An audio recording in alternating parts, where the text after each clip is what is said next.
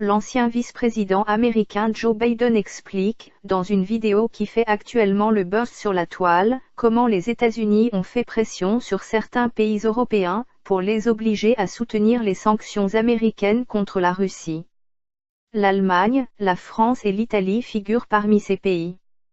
Intervenant cette semaine au Council on Foreign Relations, CFR, un think tank américain, Joe Biden a précisé pourquoi les gouvernements de ces pays avaient tout de même dû consentir à ces mesures, bien qu'ils y étaient au départ opposés.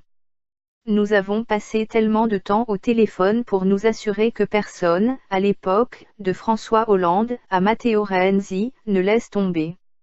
Il ne voulait aucune forme de sanction contre la Russie. Cela avait des répercussions sur eux. En gros, je leur ai dit, vous devez le faire, a affirmé l'ancien vice-président américain.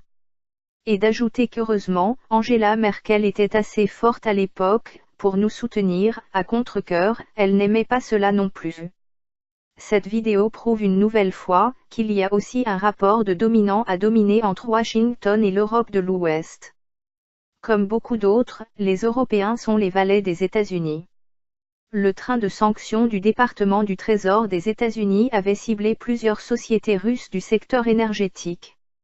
En cela, des États européens dont l'Allemagne, la France et l'Italie, se sentaient eux aussi ciblés par les sanctions anti-russes, qui allaient à l'encontre du droit international, revêtant un caractère extraterritorial, avait dénoncé Berlin en 2017. Alors que la situation en Ukraine et en Crimée constitue la raison officielle de l'imposition de toujours plus de mesures à l'encontre de la Russie, l'ex-vice-président est revenu sur la situation en Ukraine, à l'époque et surtout sur le problème de la corruption. Là, il s'est rendu à Kiev, pour la 12e ou la 13e fois pour annoncer la garantie d'un autre prêt d'1 milliard de dollars, et j'avais obtenu l'engagement de Poroshenko et de Yatsenyuk, qu'ils prendraient des mesures, contre le procureur général. Et ils ne l'avaient pas fait. Ils ont dit qu'ils l'avaient fait. À l'idée qu'elles n'allaient pas recevoir le prêt, les autorités ukrainiennes ne se sont pas réjouies.